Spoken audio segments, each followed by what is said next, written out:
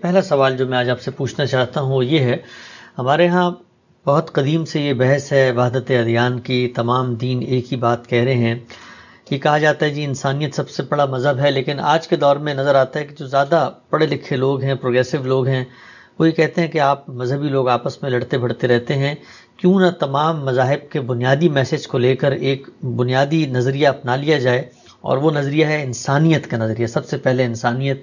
تو انسانیت سب سے بڑا مذہب ہے، اس دعوے، اس تصور کو آپ کیسے دیکھتے ہیں؟ یہ بات ایک بالکل بے معنی بات ہے۔ انسانیت سب سے بڑا مذہب ہے۔ انسانیت کے لفظ کا اور اس کے اطلاقات کا اگر آپ تجزیہ کریں تو اس کے سوا کوئی مطلب ہی نہیں ہے کہ اخلاقیات مذہب کی تعلیم کی بنیاد ہے۔ اس لیے کہ جن چیزوں کو آپ انسانیت کہتے ہیں انہی کو اخلاقیات سے تعبیر کیا جاتا ہے۔ آپ یہ کہتے ہیں نا یہ انسانیت کے خلاف ہے کہ کوئی کسی پر ظلم کرے، یہ انسانیت کے خلاف ہے کہ کوئی کسی کا حق تلف کرے، یہ انسانیت کے خلاف ہے کہ کوئی کسی کو دھوکہ دے، تو یہ سب باتیں کیا ہیں؟ وہ باتیں ہیں کہ جن کو انسان کا حادثہ اخلاقی اپنے وجود میں محسوس کرتا ہے۔ تو ہر مذہب کی تعلیمات میں بہت بڑا حصہ اخلاقیات کا ہے۔ میں خود اسلام کے بارے میں بارہا توجہ دلا چکا ہوں کہ بنیادی طور پر 4 ہی چیزیں ہیں جن کو مذہب کے محتویات کہنا چاہیے، یا اس کے مشمولات یا اس کا کنٹینٹ کہنا چاہیے۔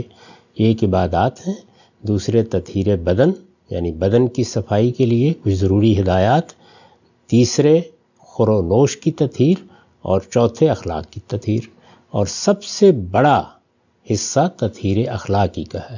اس کی اہمیت بھی بیان کی گئی ہے۔ مثلا رسالت مآب صلی اللہ علیہ وسلم نے فرمایا ہے کہ میں تو اسی لیے مبعوث کیا گیا ہوں کہ میں اعلیٰ اخلاق کو ان کے اتمام تک پہنچا دوں۔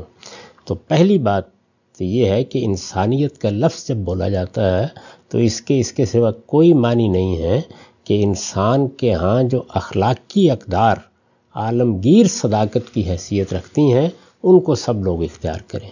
تو یہ دعوت اگر دینی ہے تو ان الفاظ میں بھی دی جا سکتی ہے۔ میں بھی یہ دعوت ہمہ وقت دیتا ہوں کہ دنیا بھر میں کچھ چیزیں ایسی ہیں کہ جن کو عالمگیر صداقت کی حیثیت حاصل ہے۔ ہمارے دین میں خود قرآن مجید میں اس کے لیے بڑی خوبصورت 2 اصطلاحات اختیار کی گئی ہیں، معروف اور منکر۔ یعنی معروف کیا ہیں؟ وہ بھلائی کی باتیں جو عالمگیر سطح کے اوپر مانی جاتی ہیں، اور منکر کیا ہے؟ وہ برائی کی چیزیں جن کے بارے میں انسانوں میں کبھی کوئی اختلاف نہیں ہوتا۔ تو یہ دعوت اگر دینی ہے تو اس بنیاد پر دی جا سکتی ہے۔ یہ ایک بات ہے۔ دوسری چیز یہ ہے کہ جس وقت آپ یہ کہیں گے کہ انسانیت ایک ایسا مذہب ہے جس پہ اتفاق ہو سکتا ہے، تو ذرا اتفاق کرا کے دکھائیے گا۔ ہوگا یہ کہ مذاہب کی فہرست میں ایک اور مذہب کا اضافہ ہو جائے گا۔ کتنے ازم ہیں جو پیدا ہوئے، تو انہوں نے پیدا ہونے کے بعد کیا باقی نظریات کا خاتمہ کر دیا؟ یہ انسانی فطرت کے ناقص مطالعے پر مبنی ہے۔ انسان اپنی ذات میں حریت رکھتا ہے، ارادے اور اختیار کی آزادی لے کر پیدا ہوا ہے۔ وہ اپنے فکر میں بھی آزاد ہوتا ہے، وہ اپنے عمل میں بھی آزاد ہوتا ہے۔ یہ کچھ مذہبی تعبیریں، کچھ سیاسی حالات، کچھ بڑے دانشور ہیں کہ جو اس کی اس حریت کو بعض اوقات پابندے زنجیر بنا دیتے ہیں، ورنہ انسان آزادی رکھتا ہے، اپنے وجود میں آزادی رکھتا ہے۔ وہ سوچے گا تو اختلافات پیدا ہوں گے۔ تو اگر کوئی لوگ بھی مل کے مذہب بنانے کی صحیح کریں گے، مذہب کیا ہے؟ یعنی زندگی کیا ہے، زندگی کے حقائق کیا ہیں، جو سوالات پیدا ہوتے ہیں ان کا جواب کیا ہے، سارے نظریات اسی طرح بنتے ہیں۔ تو اگر سارے انسان مل کر بھی بیٹھ جائیں گے تو آپ یہ دیکھیں گے کہ زیادہ سے زیادہ جس چیز پر اتفاق ہوگا وہ اصل میں وہی چیزیں ہیں جن کو ہم اخلاقیات کے زیر عنوان بیان کرتے ہیں، باقی کسی چیز پر اتفاق نہیں ہوگا۔ تو اس لیے اس طرح کی تجاویز کو میں بے معنی سمجھتا ہوں، میرے نزدیک اس کا کوئی فائدہ نہیں۔ اصل چیز جو لوگوں میں پیدا کرنے کی ہے وہ یہ ہے کہ وہ جو نظریہ چاہیں رکھیں، اس اصول کو مانیں کہ اللہ تعالیٰ نے نظریات کے معاملے میں، یہاں تک کہ اپنے اس دین کے معاملے میں جو اس نے پیغمبروں کے ذریعے سے بھیجا ہے، کوئی جبر روا نہیں رکھا۔ یعنی انسانوں کو آزادی حاصل ہے، تو ہمیں انسانوں کی اس آزادی کو عزت دینی چاہیے۔ ہر شخص اپنی رائے رکھنے کا اختیار رکھتا ہے، وہ کوئی رائے قائم کرتا ہے، ہم اس کو سنیں گے۔ ہمارے نزدیک اگر وہ غلط ہے تو استدلال سے اس کی غلطی واضح کریں گے، اور استدلال کا طریقہ ہی ہر معاملے میں اختیار کیا جائے گا۔ یہ جذباتی طریقے اختیار کرنا، یہ مختلف چیزوں کو احتجاج کا موضوع بنا لینا، استدلال کی بجائے بندوق کی قوت استعمال کرنے کی صحیح کرنا، یہ وہ چیز ہے کہ جس کی نفی کرنی چاہیے۔ باقی مذہب کا اختلاف، نظریات کا اختلاف، یہ تو انسان کے صحیح راستے پر جانے کے لیے مہمیز کا کام کرتا ہے۔ یعنی پھر ہم سائنس کے معاملے میں یہ طے کر دیں کہ آئندہ کوئی اختلاف نہیں کرے گا اس معاملے میں، تو یہ بالکل لغو اور بے معنی باتیں ہیں۔ اور بہت سے لوگ جو اس طرح کی باتیں کرتے ہیں بے سوچے سمجھے کرتے ہیں۔ صداقت کے بارے میں اور حقیقت کے بارے میں کوئی کمپرومائزنگ فارمولہ نہیں ہو سکتا۔ تو جن چیزوں پر اتفاق ہے ان پر دنیا کا نظم چلائیے، جو چیزیں مختلف ہی ہیں ان مختلف ہی لوگوں کو کہنے دیجیے، اپنی بات بیان کرنے دیجیے، اس کی تبلیغ کرنے دیجیے، اس پر کوئی پابندی لگانے کی ضرورت نہیں۔ البتہ اگر اس میں جبر شامل ہو جائے، اس میں دوسروں کی تحقیر شامل ہو جائے، اگر آپ کسی کو بندوق کے زور پر اپنے نقطہ نظر کا قائل کرنے کی صحیح کریں، اس کو پوری انسانیت کو آگے بڑھ کے روکنا چاہیے۔ جی ہم سے بہت ہی تفصیل سے آپ نے جواب دیا۔ اس کا ایک ضمنی پہلو ذرا مجھے بتائیے گا کہ اگر ہم کسی اور مقصد کو اپنی زندگی کا سب سے پہلا اور بڑا مقصد قرار دیں تو کیا مذہب کو اس پر کوئی اعتراض ہوگا؟ مثلا ہمارے ہاں ایک نعرہ لگایا گیا کہ سب سے پہلے پاکستان، اس کے جواب میں لوگوں نے کہا نہیں پاکستان نہیں، سب سے پہلے تو ہم مسلمان ہیں، سب سے پہلے اسلام۔ تو مسلمان ہوتے ہوئے کوئی شخص یہ کہہ سکتا ہے کہ میرے لیے سب سے بڑا زندگی کا ہدف، نظریہ، نصب العین، آدرش جو ہے وہ انسانیت ہے یا ملک ہے یا مثلا لوگوں کی خدمت ہے، تو اس سے کوئی اختلاف پیدا نہیں ہوتا؟ نہیں، اس کا تعلق اس سے ہے کہ کوئی آدمی کوئی بات کس محل میں کہہ رہا ہے۔ یہ جو سب سے پہلے، ہر چیز، میرے لیے، بنیادی بات، یہ سب تعبیرات کسی محل کے لحاظ سے استعمال ہوتی ہیں۔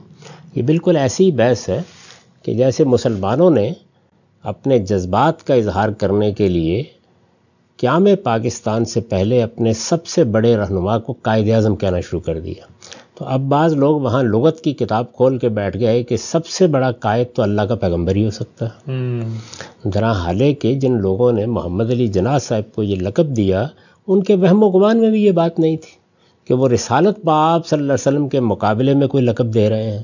وہ اصل میں سیاست کے میدان میں یا جو ان کے ہاں بڑے لیڈر تھے ان میں اپنے لیڈر کا امتیاز بیان کر رہے تھے۔ میں اس وقت یہ بحث نہیں کر رہا کہ یہ اچھا ہے یا نہیں ہے، میں یہ گزارش کر رہا ہوں کہ ہر چیز اپنے موقع اور محل میں ہوتی ہے۔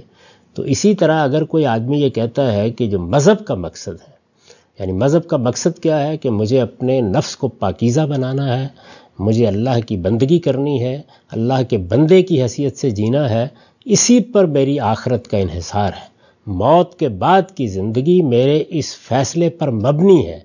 کوئی آدمی اس کی جگہ کوئی چیز لاتا ہے تو ظاہر ہے کہ پھر وہ مذہب کو چھوڑ دیتا ہے، پھر تو اس کے اوپر گفتگو ہوگی۔ لیکن اگر وہ اس مقصد کو سامنے رکھتے ہوئے اس دنیا میں اپنا کوئی ہدف مقرر کرتا ہے، دیکھیے طالب علموں سے پوچھا جاتا ہے تو وہ یہ کہتے ہیں کہ میری تو ساری تگ و دو کا ہدف یہ ہے کہ میں بہت اچھا ڈاکٹر بنوں۔ تو اب اس موقع پر جب یہ جملہ بولا جاتا ہے تو اس میں مذہب کی نفی مقصود نہیں ہوتی یا کسی اور میدان میں اپنے مقاصد کی نفی مقصود نہیں ہوتی۔